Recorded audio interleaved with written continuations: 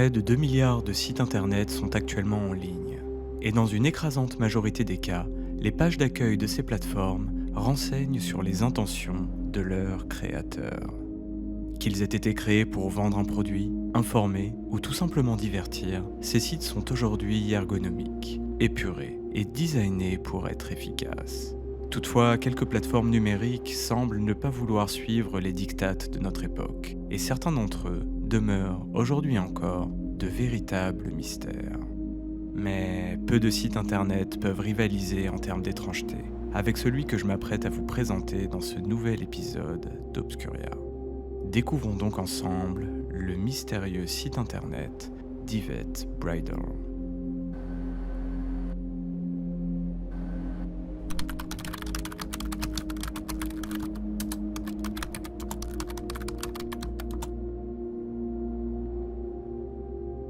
De sa charte graphique colorée à ses milliers de liens renvoyant vers d'autres pages du site traitant de sujets très divers, allant de l'existence des extraterrestres aux possessions démoniaques, le site d'Yvette Bridle est un réel patchwork de tout ce qui peut être considéré comme étant étrange.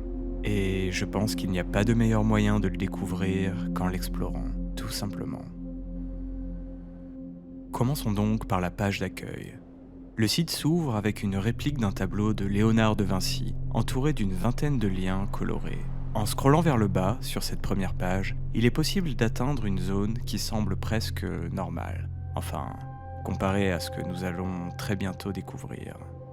Il est en effet possible de contempler une section du site tendant à promouvoir des tenues de mariée qu'Yvette aurait elle-même confectionnées. En faisant toujours défiler cette page d'accueil, il est possible de tomber sur d'étranges rendus 3D de monuments architecturaux d'une autre époque. Pour faire simple, la page d'accueil de ce site semble être relativement normale, et peut être vue comme une sorte de vitrine commerciale numérique pour les produits que semble commercialiser la mystérieuse Yvette. Si la surface de ce site internet semble davantage originale qu'étrange, notre perception de cette plateforme risque de drastiquement changer après quelques clics. Essayons justement un des liens que nous avons aperçus en haut de cette page d'accueil. Tentons de cliquer sur le lien intitulé « Thriller psychologique ». A priori, cette nouvelle page semble traiter des procès des sorcières de Salem. Les chasses aux sorcières de Salem sont une série de procès en sorcellerie ayant eu lieu entre février 1692 et mai 1693 dans plusieurs villages du Massachusetts, proches de la ville de Salem. Ces procès d'une autre époque ont entraîné l'arrestation d'une centaine de personnes et l'exécution de 14 femmes et de 6 hommes. Mais en parcourant l'interface, on se rend rapidement compte que le thème initial de la page mute rapidement en un espace anarchique et coloré, traitant de diverses théories complotistes en lien avec le gouvernement américain, et même du lapin de Pâques. Étrange. Cliquons donc sur le lien nommé « Possession démoniaque ». Cette nouvelle page semble traiter d'un virus démoniaque, contenant des esprits malveillants au sein de son noyau et susceptible de prendre possession de son hôte. Poursuivons. Cliquons désormais sur le lien intitulé « Home », qui nous conduit vers une nouvelle page qui semble quelque peu différente de la page d'accueil sur laquelle nous avons débuté cette visite. En cliquant sur les dessins en fond, nous sommes directement accueillis par une illustration enfantine, d'une grenouille accolée à un texte et au sommet d'une série d'étranges dessins. Un lien dénommé l'article nous renvoie quant à lui à ce qu'il semble être un compte-rendu de chercheurs d'OVNI qui seraient entrés dans le magasin d'Yvette, tandis qu'en fond, une bien étrange illustration MS Paint d'Alien semble nous dévisager.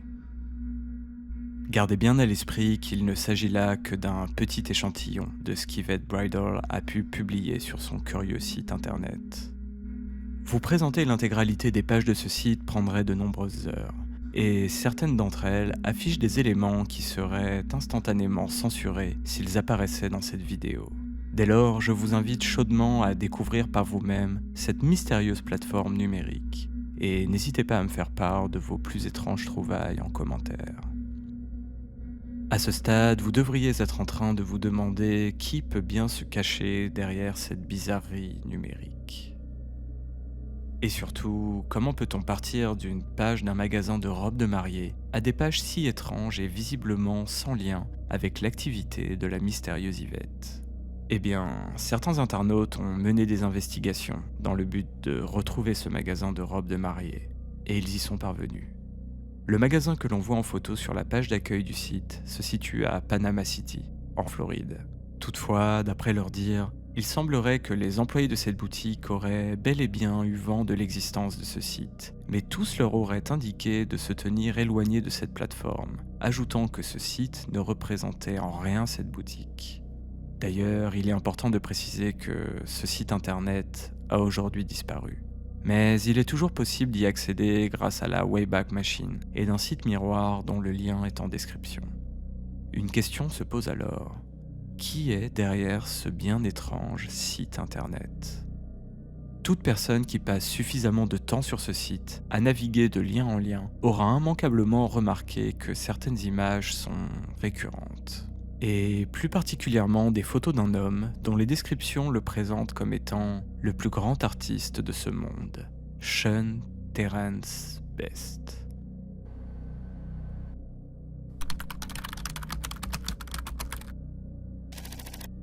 L'esthétique singulière que semble mettre en avant cet individu coïncide étrangement avec celle du site.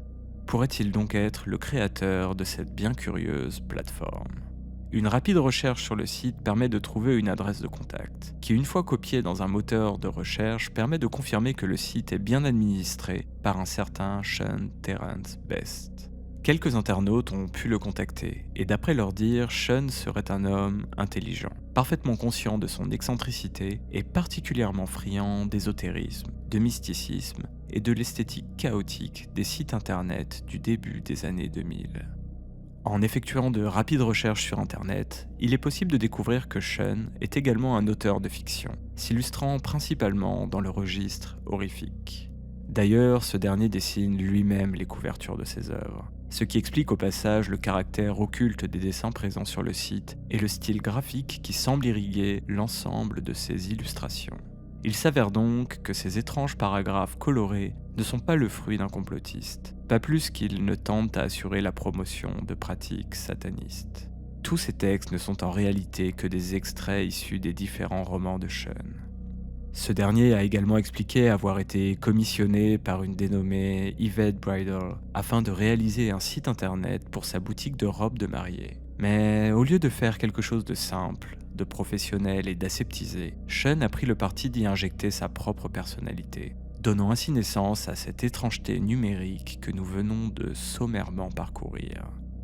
Malheureusement, le site n'a pas réellement été au goût d'Yvette, qui a décidé de le fermer, car ce dernier ne lui rapportait aucun client, mais plutôt quelques curieux, amateurs d'étrangeté qui venaient principalement pour investiguer. Mais Sean semble, quant à lui, particulièrement fier de sa création. Dans le cadre de ses correspondances avec certains de ses fans, Sean aurait précisé à de nombreuses reprises qu'il se considérait comme un anticonformiste. Il a également été ravi d'apprendre que des gens s'intéressaient à son site internet et que son univers plaisait autant.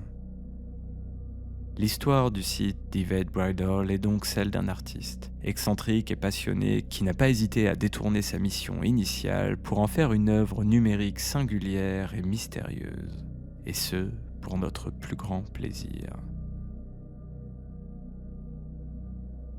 J'espère que cet épisode vous aura plu. N'hésitez pas à vous abonner et à laisser un commentaire pour soutenir la chaîne. Et je vous dis à très bientôt pour un nouvel épisode d'Obscuria.